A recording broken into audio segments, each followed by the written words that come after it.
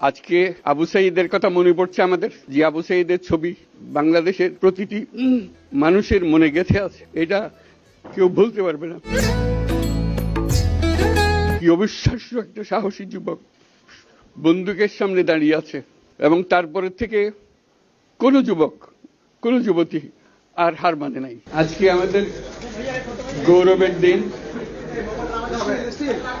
যে যে বিপ্লবের মাধ্যমে বাংলাদেশ আজকে নতুন বিজয় দিবস সৃষ্টি করলো, সেটাকে সামনে রেখে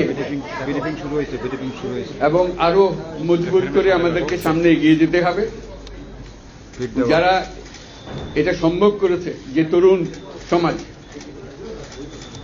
তাদের প্রতি আমি আবার সমস্ত প্রশংসা এবং কৃতজ্ঞতা জানাচ্ছি। তারা আমার পাশে আছে। এরা এই দেশকে রক্ষা করেছে, এ দেশকে নতুনভাবে পুনর্জন্ম দিয়েছে, এবং এই পুনর্জন্মে যে বাংলাদেশ পেলাম, সে বাংলাদেশ যেন অত্যন্ত দ্রুত গতিতে এগিয়ে চলতে পারে, সেটাই হলো আমাদের শপথ। সেটা আমরা রক্ষা করতে চাই, এগিয়ে যেতে চাই। আজকে আবু সাঈদের কথা মনে পড়ছে আমাদের, যে আবু সাঈদের ছবি বাংলাদেশের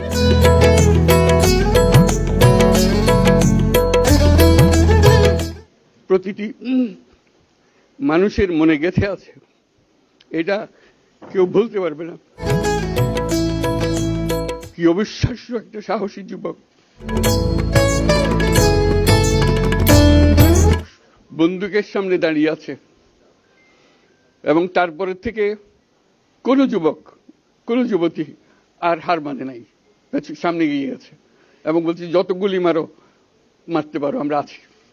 তো যার কারণে এটা সারা বাংলাদেশ জুড়ে এই আন্দোলন ছড়িয়ে গেছে, এবং যার কারণে বাংলাদেশ এই দ্বিতীয়বার স্বাধীনতা অর্জন করলো।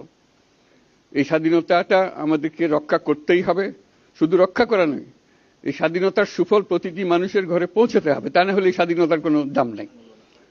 এই স্বাধীনতাটাকে পৌঁছানো হলে আমাদের শপথ, আমাদের প্রতিজ্ঞা, যে আমাদেরকে এটা করতে হবে, ঘরে ঘরে পৌঁছাতে হবে। মানুষ যেন জানে যে বাংলাদেশ স্বাধীন হওয়ার অর্থ হলো তার নিজের পরিবর্তন, ব্যক্তির পরিবর্তন, সুযোগের পরিবর্তন, তার ছেলে মেয়ের ভবিষ্যতের পরিবর্তন। এটা যেন প্রত্যেকে বুঝে নেয়, এবং আজকের তরুণ সমাজকে বোঝানো যে এই দেশ, এটা তোমাদের হাতে, তোমরা এটাকে তোমার